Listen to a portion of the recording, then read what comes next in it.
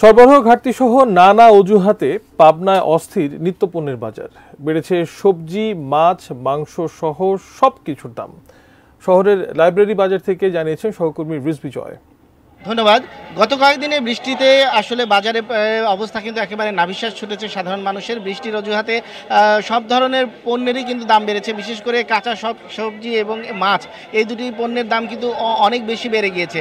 পাবনার বাজারে কাঁচামরিচ বিক্রি হচ্ছে গত কয়েকদিনে 200 টাকার ছাড়িয়ে গিয়েছে এবং পেঁয়াজ, যেটি আসলে পাবনার প্রধান উৎপাদনকারী ফসল, তারপরেও কিন্তু পেঁয়াজের দাম 100 টাকা ছাড়িয়ে গেছে এবং আলুর দামও বেড়েছে।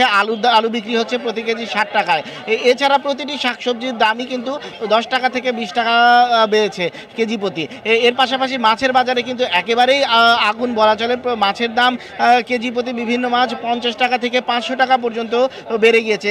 আমি বিক্রেতাদের সাথে কথা বলেছি, তারা বলেছেন যে আমদানি সংকট সৃষ্টি হয়েছে এবং বৃষ্টির কারণে বিভিন্ন জায়গায় শাকসবজির ক্ষেত ডুবে গেছে এবং অনেক জায়গায় কিন্তু এই শাকসবজি নষ্ট হয়ে গিয়েছে। তো সেক্ষেত্রে আসলে সরবরাহ ঘাটতির কারণে এই পণ্যের দাম বেড়েছে। তবে পেঁয়াজ এবং কাঁচামরিচ, এই দুটি পণ্যের দাম এভাবে বৃদ্ধিটাকে অনেকেই, ক্রেতারা যারা রয়েছেন তারা কিন্তু বলছেন অস্বাভাবিক। সব মিলে আসলে বাজারে প্রত্যেকটি পণ্যের দামই কিন্তু বেশি, এই কারণে ক্রেতারা কিন্তু এই অসহনীয় একটা অবস্থার মধ্যেই রয়েছেন।